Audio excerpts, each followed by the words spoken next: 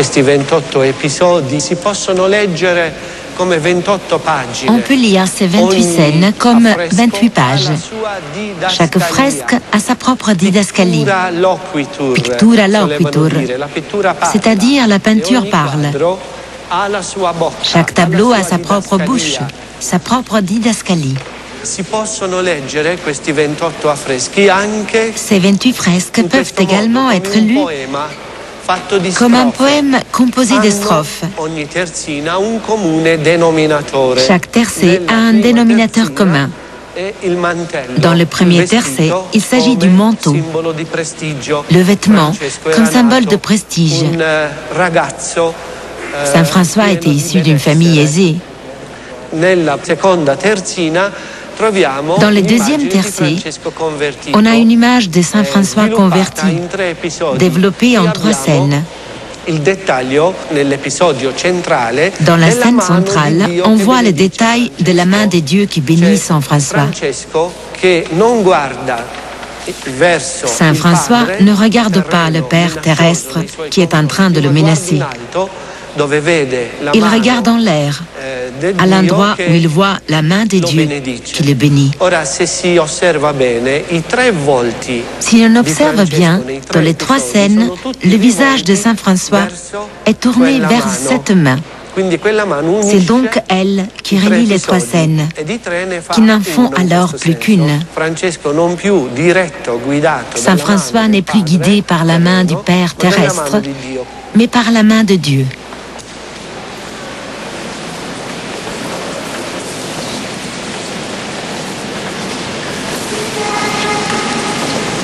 Giotto, comme Cimabue avant lui, figure des lieux réels, identifiables pour les pèlerins qui se rendent sur les traces de Saint François.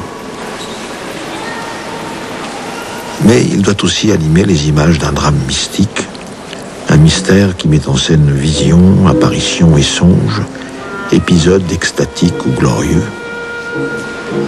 Le corps du saint reste accessible au regard, même dans les transfigurations qu'il subit. Il s'élève entre ciel et terre, où apparaît, sans effet autre que ceux d'un théâtre employant peu d'artifice, qui donne de l'invisible ou du surnaturel une représentation familière et naïve.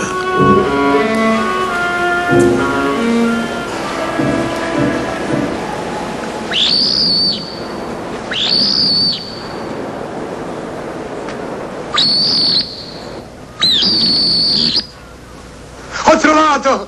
Ho trovato! Signore Dio, ti ringrazio! Ho trovato! Ho trovato!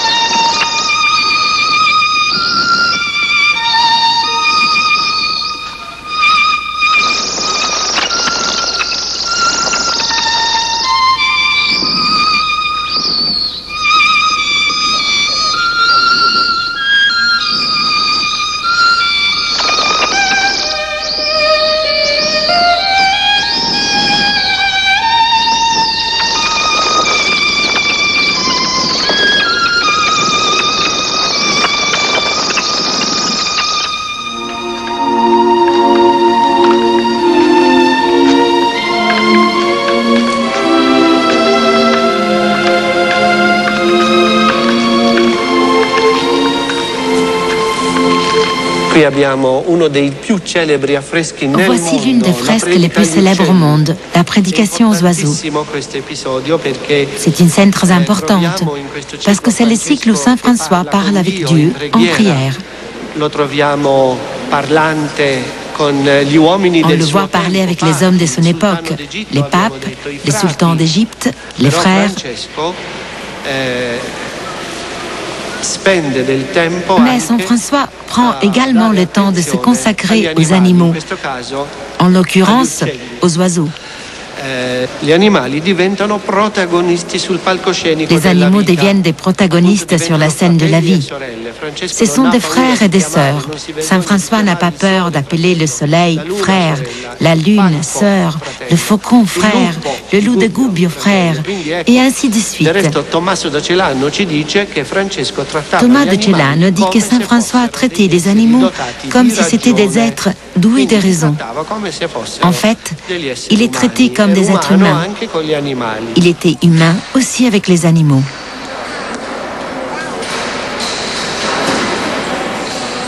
Les peintres vont commencer à observer la lune, les animaux, l'herbe, l'eau, toutes les créations divines que saint François a tutoyées. Mais celui-ci a aussi nommé la mort, sœur la mort.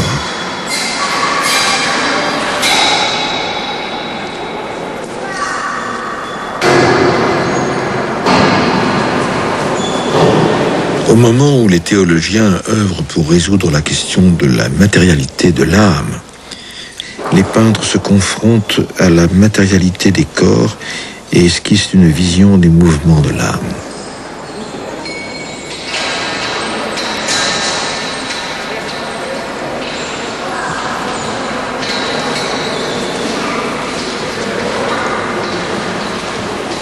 Les franciscains ont été mis très tôt à l'étude, comme les dominicains, pour lutter contre l'hérésie. Mais ils vont surtout devoir contrer les dangers contenus dans la pensée rationnelle d'Aristote qu'on découvre et traduit à l'époque.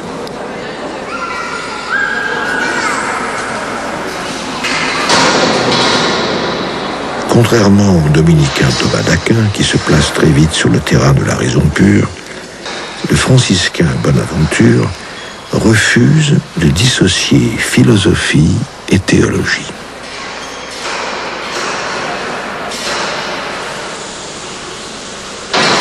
L'homme ne saurait se passer de Dieu pour connaître le vrai. Sachant que toutes les créatures sont des imitations de Dieu, leurs propriétés fondamentales et les relations de ces propriétés entre elles peuvent nous aider à connaître celle de Dieu. La science est nécessaire pour atteindre la contemplation extatique, terme ultime de la connaissance. Dans les universités de Paris, mais surtout d'Oxford, les franciscains passent de l'étude de la symbolique de la lumière à celle de la physique de la lumière, de l'optique et de la perspective. Ils développent un système qui met en avant la vision. Les yeux sont considérés comme la porte du cœur. L'image est bientôt tenue pour un véhicule plus persuasif que la lecture de la Bible ou même que son audition.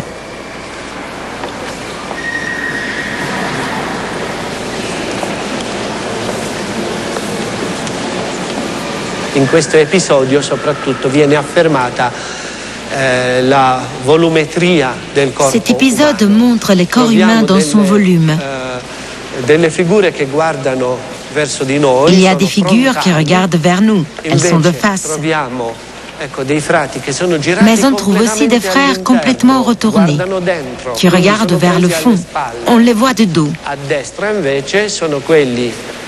En revanche, à droite, il y a ceux qui regardent à gauche, donc des profils gauches, et à gauche, des profils droits. La figure humaine est donc représentée à 360 degrés, tandis que dans l'art byzantin, toutes les figures sont frontales, hiératiquement frontales. Quiconque regarde cette fresque se retrouve derrière les frères, au premier plan. Nous regardons vers Saint François. L'observateur se trouve convoqué dans le tableau.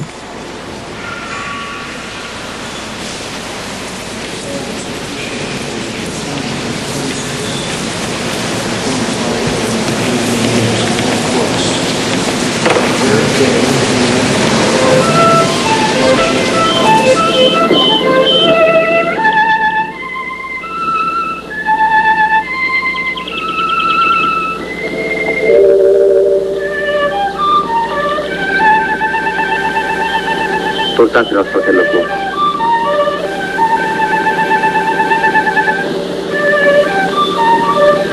No, andate ad aspettare voi. Andiamo.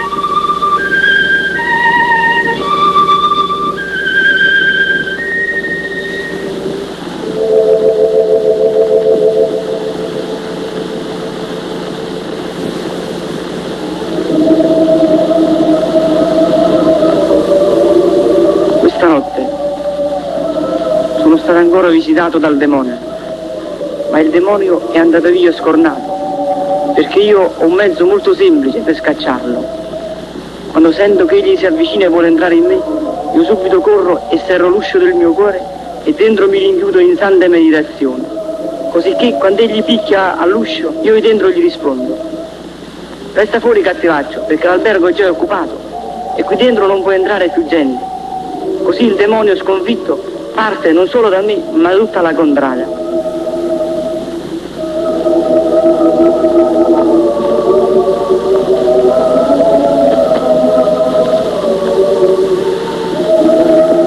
Mio Dio. E la gente di Assisi vide l'orizzonte rosso di fuoco. Corsero a Santa Maria degli Angeli, credendo che fosse un incendio. Il cielo era ardente per le parole infiammate d'amor di Dio, di Chiara e Francesco.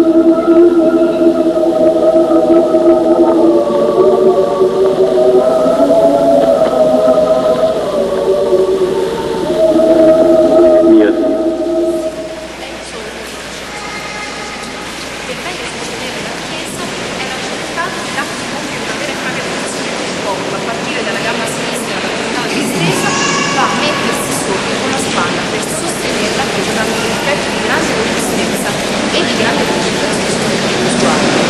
Anche in questo caso guardate la finezza della rappresentazione di scorcio della chiesa, quindi dal colonnato, la porta aperta, la cercare di un bello spazio per dare proprio un'idea di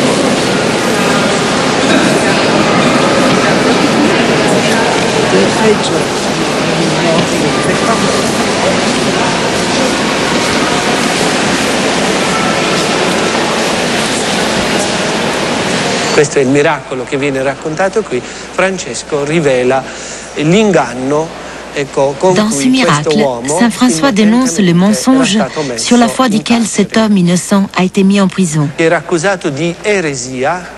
Il a été accusé d'hérésie. Mais ce n'était pas un hérétique. Il n'avait pas dit les paroles pour lesquelles on l'accusait.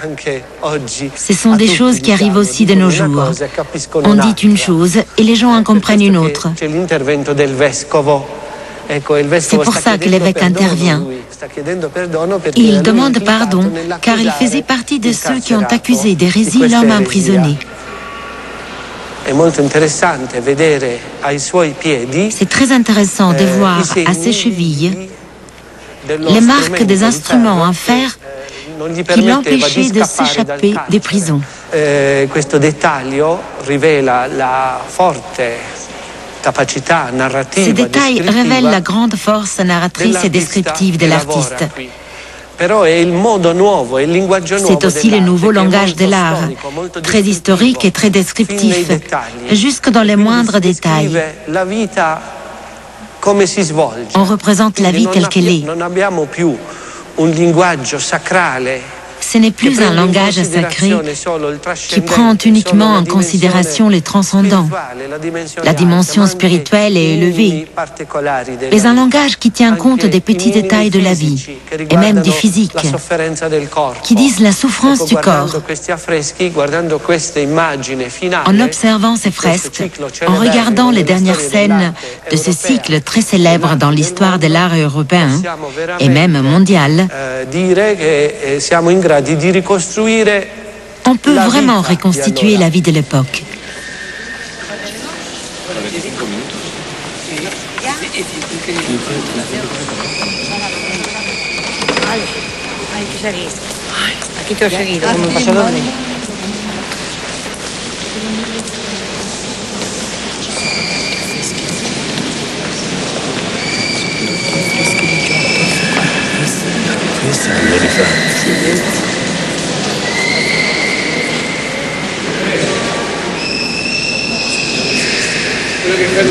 Non è ancora finito, vedi? Non è ancora finito.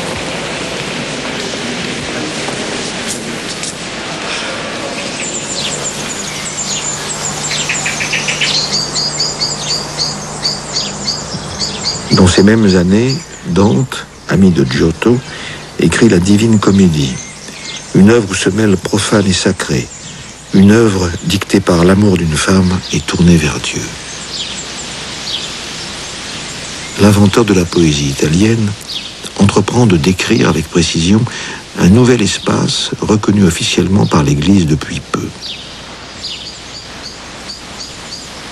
Le purgatoire de Dante est une île montagneuse, éminemment terrestre, un lieu intermédiaire entre la nuit éternelle et sans étoiles de l'enfer et la clarté du soleil permanent du paradis.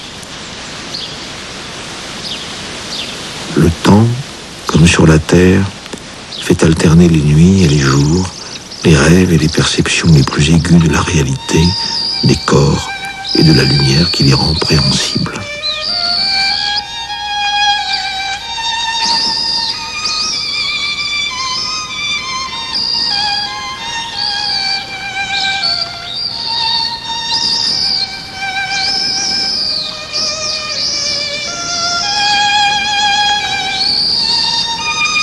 Deux artistes siennois, Simone Martini et Pietro Lorenzetti, viennent aux côtés de Giotto décorer l'église inférieure d'Assise.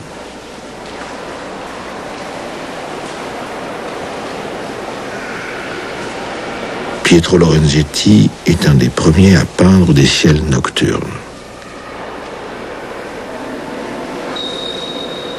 Les voûtes célestes qu'il figure sont réalistes. Ces étoiles non symboliques. La position de la Lune est donnée avec précision. Le temps de la course des astres est restitué. La clarté vient d'en haut, renforcée parfois par la lumière d'un feu qui projette des ombres. Elle nimbe les scènes de la Passion du Christ d'une pâleur diffuse qui semble atténuer le drame qui se joue, ralentir le temps de son déroulement.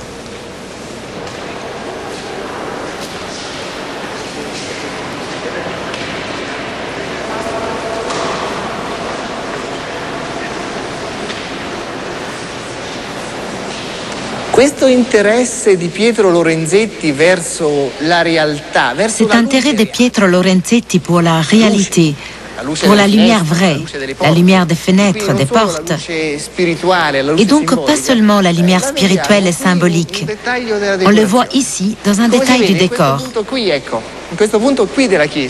À cet endroit de l'église, le peintre a peint un banc sur lequel arrive la lumière naturelle, diffusée par la porte, et qui projette une ombre réelle sur le mur.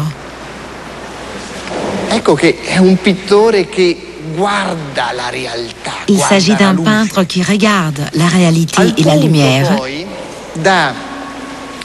au point de vouloir insérer ici, au-dessus de ce placard mural, un trompe-l'œil. Un élément décoratif de ce genre n'a aucune valeur symbolique.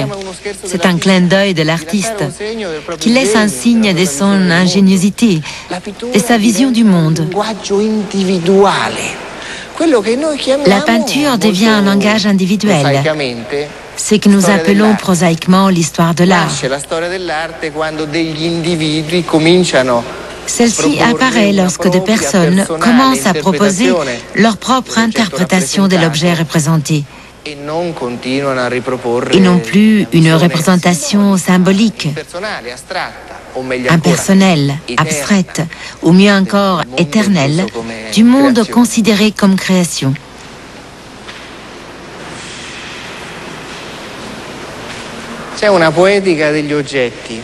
Il y a une poétique des objets dans ces fresques de Pietro Lorenzetti.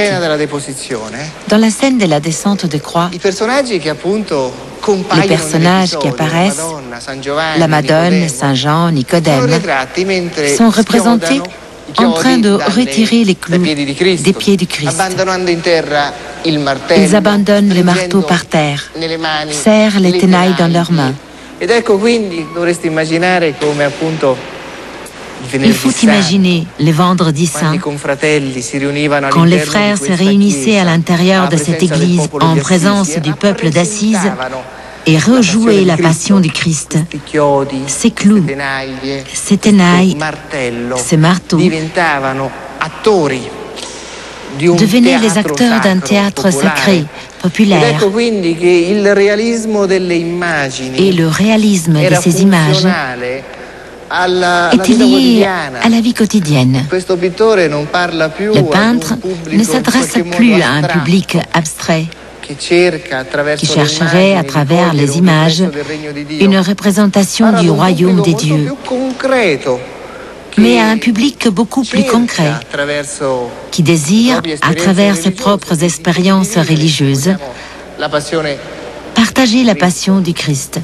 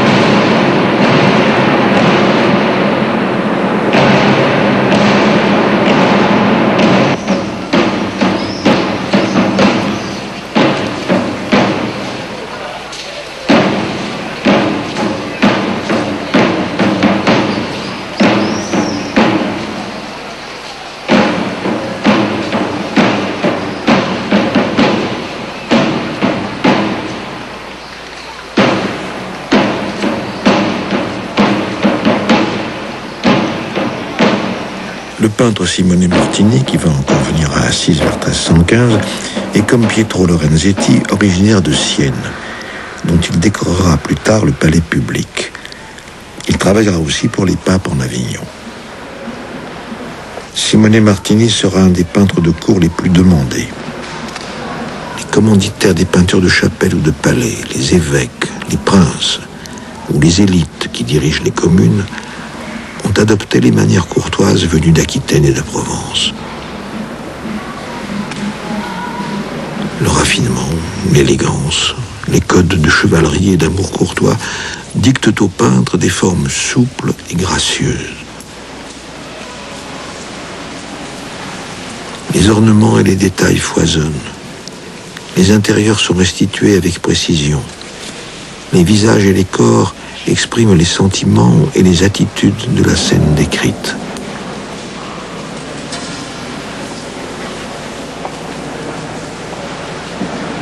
Mais le plus étonnant est ce qu'entreprend Simone Martini, plus à Assise que nulle part ailleurs, dans l'utilisation de la troisième dimension. Les effets de perspective qu'il recherche, l'utilisation des éléments d'architecture qu'il dispose sur plusieurs plans, le traitement de la lumière qui sculpte les volumes, se retrouve dans plusieurs fresques de la chapelle Saint-Martin qu'il décore.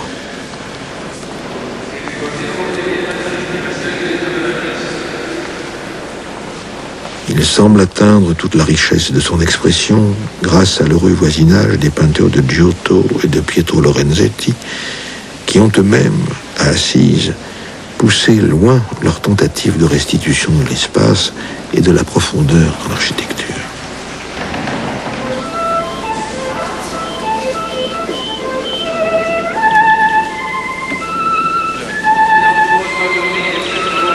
Une véritable émulation anime ces peintres qui recherchent des effets de vérité par le jeu des formes et des ombres.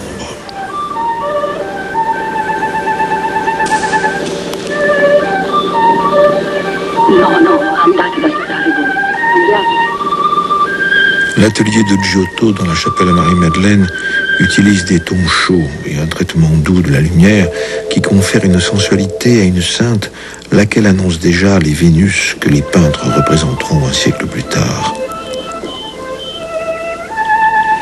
Les figures humaines deviennent plus denses, plus plastiques, douées de vie, sauf lorsque celle-ci les quitte et que la pâleur de la mort les fige, prises dans l'air et la lumière qui les entoure.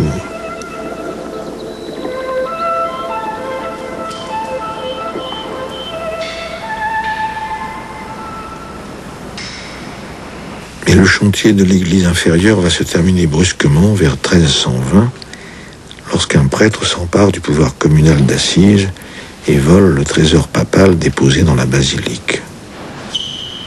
La ville sera excommuniée jusqu'en 1352. Les interventions d'autres peintres seront désormais limitées. Assise s'endort pour les 6 siècles qui suivent.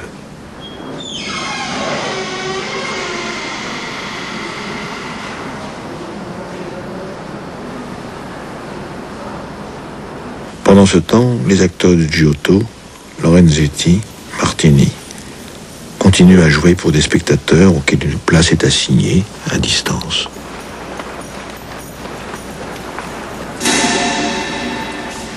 L'illusion de la présence physique, réelle, surgit parfois, lorsque nos yeux sont invités, dans un instant suspendu, à contempler un visage peint, tourné vers nous, qui nous fixe.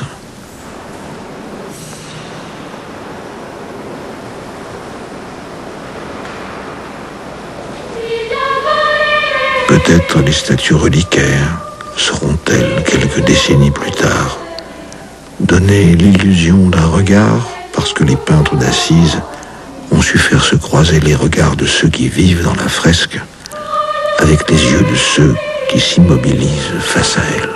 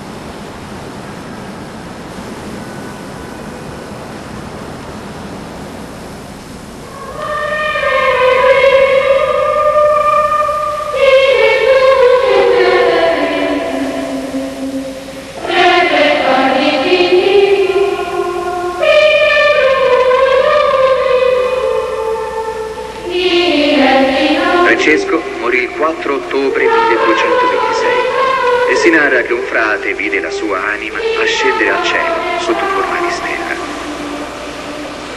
La vita di Francesco era legata a Santa Chiara, che qui insieme alle Clarisse piange sul corpo del santo.